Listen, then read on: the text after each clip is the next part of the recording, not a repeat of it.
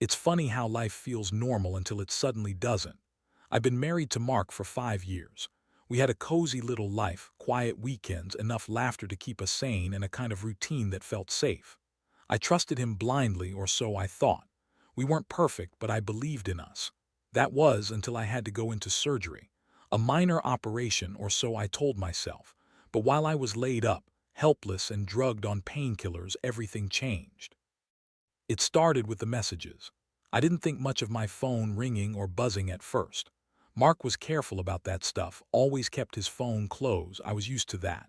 But the day I was finally able to shuffle out of bed and grab my phone, I noticed something strange. A string of texts, flirty, intimate, too close for comfort. They were from my brother, Jake. I froze. My stomach twisted in a way that made me want to vomit. I stared at the screen in disbelief. "Can't wait to see you tonight. Been thinking about you all day." That was from Jake, and there were more messaging late at night, secret emojis. Inside jokes that I'd never seen before.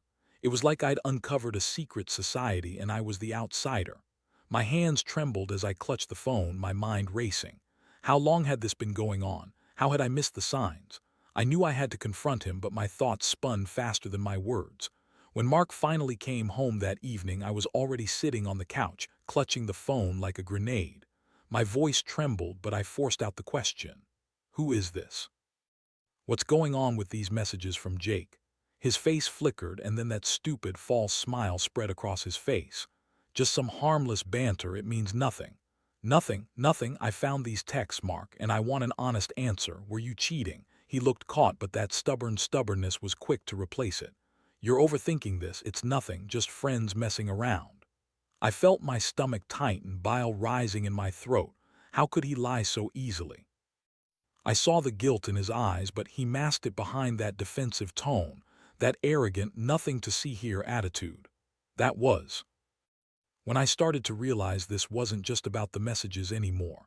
It was about trust, or the lack of it. That night I couldn't sleep. The images kept looping, Mark's guilty face, Jake's texts, the way my heart clenched. I kept asking myself, how deep does this go? How many other lies are hiding behind our life? And that niggling idea that I'd been blind all along. I looked around my home, my safe space, and it suddenly felt like a prison. Everything I thought I knew about him, about us, was slipping away. I couldn't help but wonder, what else was he hiding? And more than that, could I ever trust him again? I didn't say anything the next day. I wanted to see if the truth would come out on its own, or if he'd even bother to explain. But by the evening, I knew I needed a plan. I couldn't just walk away without knowing exactly what I was dealing with. That's when I started digging deeper. I found more messages. Not just from Jake, but from other women. Some flirty, some downright suggestive. Mark's phone was of betrayal. Each new piece of evidence felt like a punch to the gut, but I forced myself to look. I needed to see everything so I could handle this on my own terms. I wasn't going to be one of those women who gets humiliated. No, I'd get answers, and I'd get revenge if I had to. The worst part, knowing that I'd been betrayed when I was most vulnerable. Sitting there, recovering from surgery, feeling helpless, and knowing that the man I loved was cheating behind my back. It made me feel sick. I had to get out of this house, clear my head. So I went for a walk, nothing fancy, just a slow pace along the dark street, feeling the cool night air bite at my skin. As I walked, I kept turning over everything I'd discovered. Trust was shattered. How could I even look at him the same way? Every time I thought about his lies, I felt a cold fury build inside me. And that's when I decided I wouldn't just confront him. I'd take control. I'd plan my revenge. I'd show him that he couldn't do this and get away with it. But first, I needed to be sure I had everything. I was starting to see this as a war, and I was going to win it. I just didn't know how yet. And that's when the real game began, even if I didn't realize it at the time.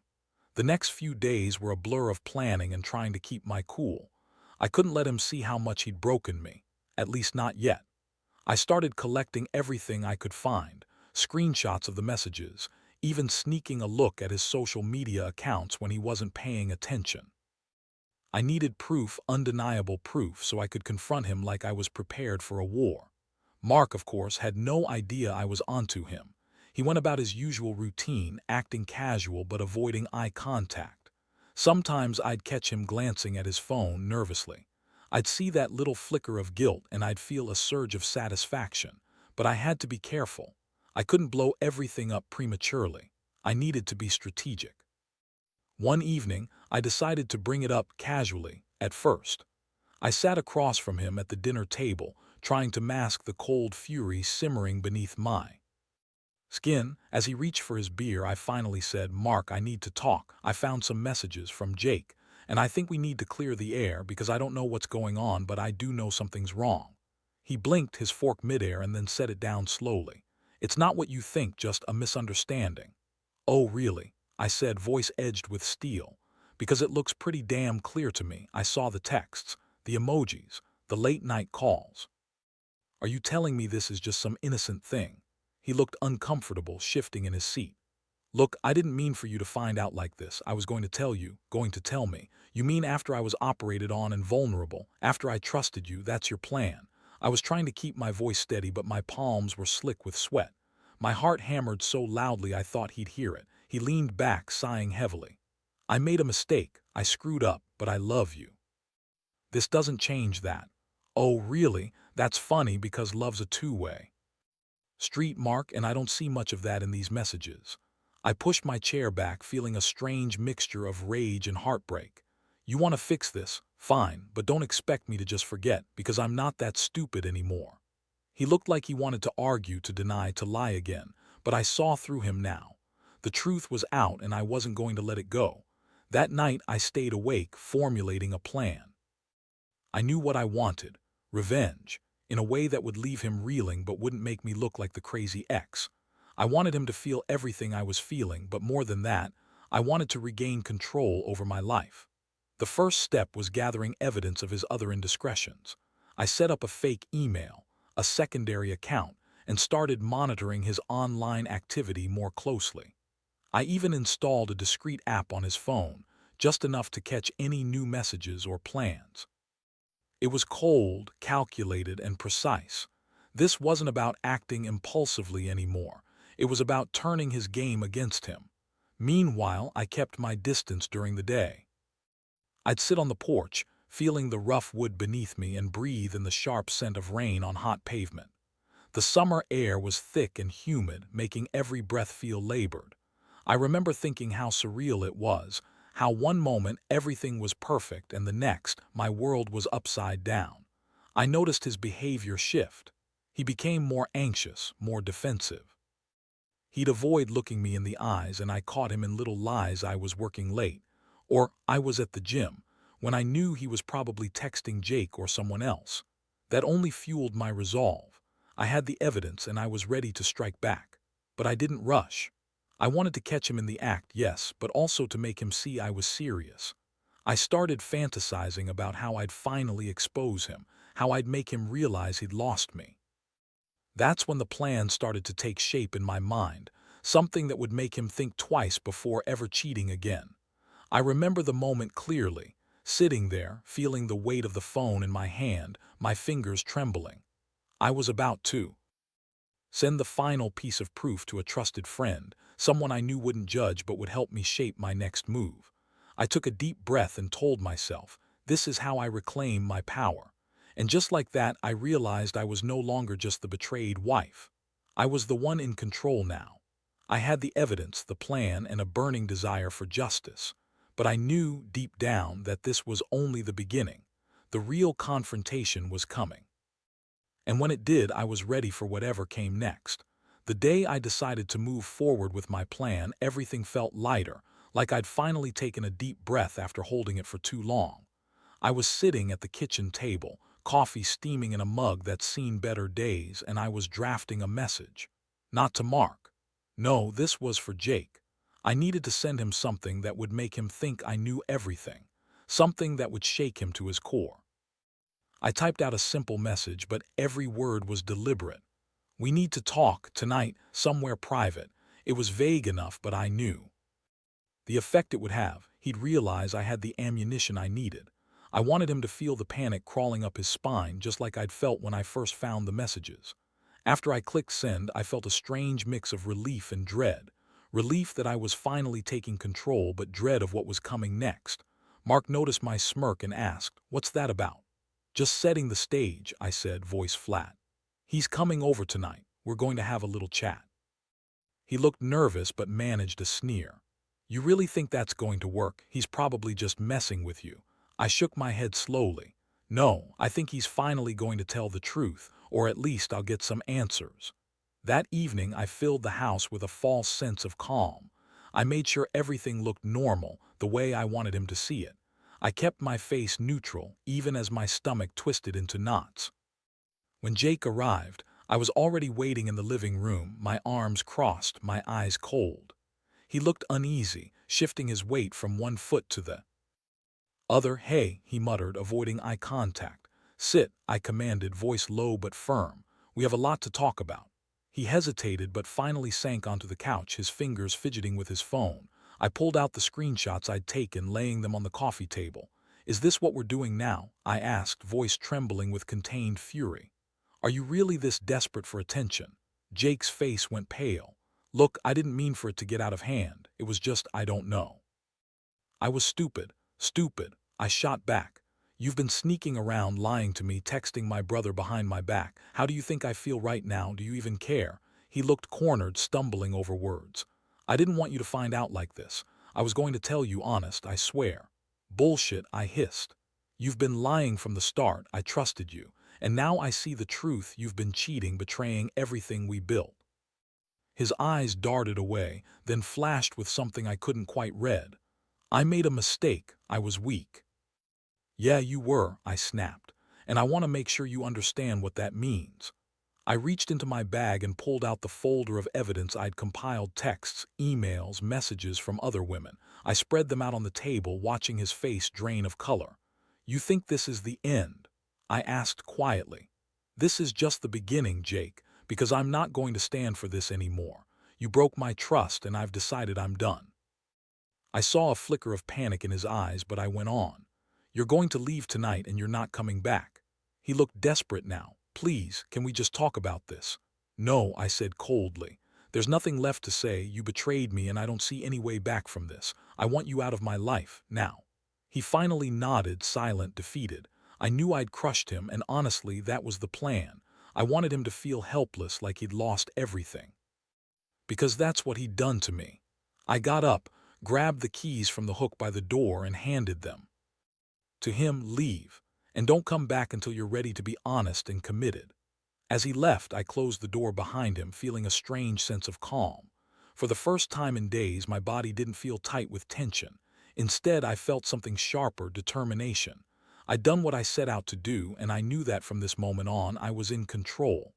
I sat back down and stared at the door. A rush of adrenaline flooded me. I'd finally taken back some power. And I knew deep in my gut that this was just the start. The real work, repairing myself and figuring out what I truly wanted, was only beginning.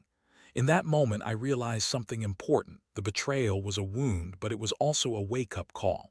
I didn't need his lies to define me. I just needed to decide what came next. The days that followed felt like walking through a fog. I was numb, yet strangely energized. I knew I'd done what was necessary, but part of me kept waiting for him to come back, to call, to beg for forgiveness. When that didn't happen, I found myself slipping into a new kind of clarity, one I hadn't realized I was searching for. I spent hours going over everything I'd uncovered. The messages, the lies, the feeling of my stomach tightening every time I remembered his face. But I also started to realize something else. I needed to protect myself, emotionally and physically. So I changed my passwords, deleted his access to my social media, and even moved some of my most sensitive messages to a secure folder. I wasn't going to let him control that part of me anymore. One morning, I woke up with a clear plan. I was done just waiting around for him to call or text. I was going to take control of my life, step by step. That meant confronting the rest of it. I called a lawyer, just a quick consultation to understand what my options were if I decided to file for divorce. I wanted to be prepared, because once I cut the cord, I wasn't looking back. The funny thing was, I could feel the weight of betrayal still pressing down on me. It was like I'd been carrying this heavy stone in my chest, and now that I'd taken the first step, I could breathe a little easier. Still, I knew I couldn't just sweep this under the rug. No, I had to face it head on. That night I sat in the living room, candles flickering softly, trying to piece my thoughts together. I felt a strange mixture of relief and bitterness. I'd taken action, but the scars of his lies ran deep. I kept replaying the moments when I'd trusted him, how those moments had shattered in an instant. Trust was gone, and I knew it would take a long time to rebuild. I looked around my home and felt a flicker of anger. This was supposed to be my sanctuary, my safe space. Instead, it had become a prison of betrayal. I clenched my fists and told myself, I deserve better. I deserve honesty, respect, and someone who treats me like I matter. Then I remembered the messages from other women. The ways he'd lied, cheated, manipulated. That's when my plan for revenge started to form. I didn't want to just walk away. I wanted him to feel the full weight of what he'd lost. I wanted him to see that I was strong enough to walk away and that he'd been a fool for taking me for granted. The next day, I put my plan into motion. I reached out to one of the women he'd been messaging, someone I'd known about but hadn't contacted until then. I sent her a simple message. I know what's been going on. You deserve to know the truth. I didn't threaten her, didn't blame her, just wanted her to see that I wasn't playing anymore. She responded quickly, stunned but grateful. We arranged a meeting. When we finally talked, I felt a strange sense of closure. She explained how he'd been stringing her along, promising things he never intended to follow through on. I could see her relief, and in that moment I realized I wasn't alone in this mess. I wasn't crazy for feeling betrayed. This was a web of lies that had stretched too far. That night I sat down with my phone, drafting a message to Mark. I told him I was done waiting. I told him I knew everything, and I'd taken steps to protect myself. I was filing for divorce, and he could expect the paperwork soon. I pressed send and felt a strange calm wash over me. It was the final nail in the coffin. As I put the phone down, I felt lighter, like I'd lifted a huge weight off my shoulders. I knew I was making the right choice. I had taken control of my life again. I was no longer the passive wife who believed in fairy tales. I was a woman who had faced her pain and was ready to rebuild. That evening, I closed the door of my bedroom, and for the first time in days, I finally allowed myself to breathe fully. I looked in the mirror and saw someone stronger than I ever thought I was. The betrayal still stung, but it no longer defined me. I had reclaimed my power and I was ready for whatever came next. And the best part, I finally felt free. The days after I sent the divorce papers felt surreal. I had no idea what to expect next, whether Mark would fight, plead, or just disappear entirely. Honestly, I didn't care. I had already taken the biggest step, reclaiming my own life. Still, every time the phone buzzed or a doorbell rang, my pulse jumped. Part of me waited, hoping for some dramatic reconciliation, but deep down I knew I wouldn't go back. In the meantime, I threw myself into my work and my own healing. The house was quieter now, a little colder without his presence, but I was learning to live with it. I'd finally reached that point where I could breathe freely. The anger still simmered underneath, but I was channeling it into something productive, building a new life, one where I was in control. One afternoon, I received a message from the woman I'd contacted. She wanted to meet again, face to face. I was hesitant at first, but I knew I needed to see her to understand how deep this all went. We met at a small tucked away in a quiet corner of town. The air was heavy with the scent of roasted coffee and baked bread, but my mind was sharp, tuned to every word she said. She's not the only one, she told me softly, her voice trembling. There are others. I think he's been doing this for years. He's manipulative, charming, like a snake hiding in the grass. That hit me harder than I expected. All those nights I'd wondered if I was overreacting, if I'd seen things wrong. Turns out I'd been right. Mark was a master at hiding his true self, but now I saw it clearly. The anger bubbled up again, but this time it was mixed with a strange sense of validation. I wasn't crazy. I'd trusted my instincts, and now I had proof. We parted ways that afternoon, but I carried her words with me. I knew I'd be better off without him, even if the pain lingered. My focus shifted to rebuilding my confidence, rediscovering my passions, and making sure I never let anyone manipulate me that way again. That night, I sat in my living room, staring at the divorce papers on the coffee table. I finally felt a sense of peace. This was happening. I was closing the chapter on that betrayal and starting fresh.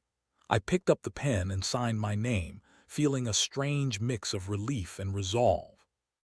As I placed the signed documents in an envelope, I knew it wasn't just about ending the marriage. It was about reclaiming my own dignity, my sense of self.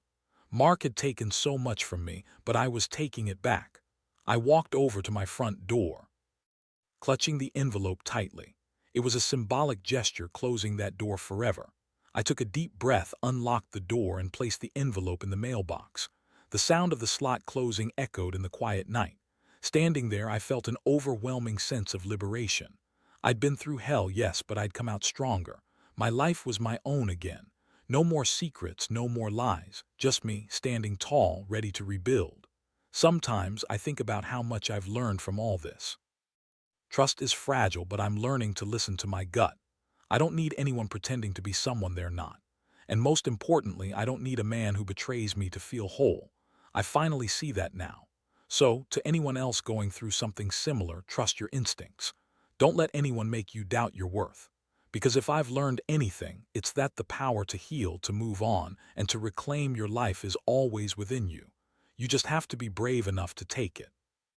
The last few weeks have been a blur of small victories and quiet moments of reflection. I still wake up some mornings, feeling the residual sting of betrayal. Sometimes the memory hits me like a punch to the stomach, but more often, I remind myself of how far I've come. Every step of this process has been about reclaiming my sense of self, about reminding myself that I am stronger than the lies he told, stronger than the pain he caused. Filing the divorce was an act of liberation. I handed over the signed papers in person, left them at the courthouse with a steady hand and a clear mind. Watching him sign his name, knowing I had finally ended the chapter that had haunted me, felt like shedding a heavy cloak I'd been carrying for too long. I saw the relief in his eyes, but it was hollow. He knew he'd lost everything that mattered. Now, I am slowly putting myself back together. I've started therapy, taking the time to process all the emotions I'd been bottling up.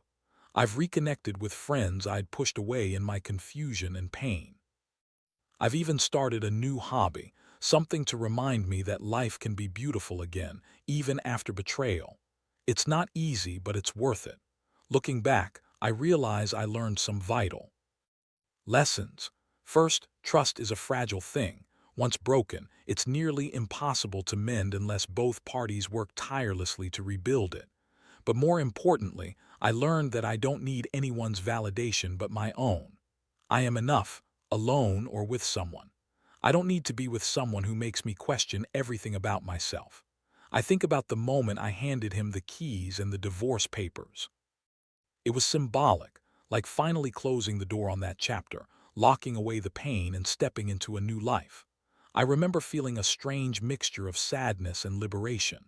Sadness for what could have been, but liberation for what would be. That act was my final goodbye to the man I thought I knew. Now I stand here, not as a victim, but as someone who's reclaimed her story. I've learned to listen to my gut, to recognize red flags early, and never to ignore them again. I've come to see that revenge isn't about petty payback, but about taking back control, about proving that I am capable of standing tall even after being knocked down. Most of all, I want anyone reading this to know, betrayal hurts, but it doesn't have to define you. You have the power to heal, to move forward, and to build a life that's truly yours. It's not easy and it's not quick, but it's worth it. Because in the end, the biggest revenge is living well without them. And I am.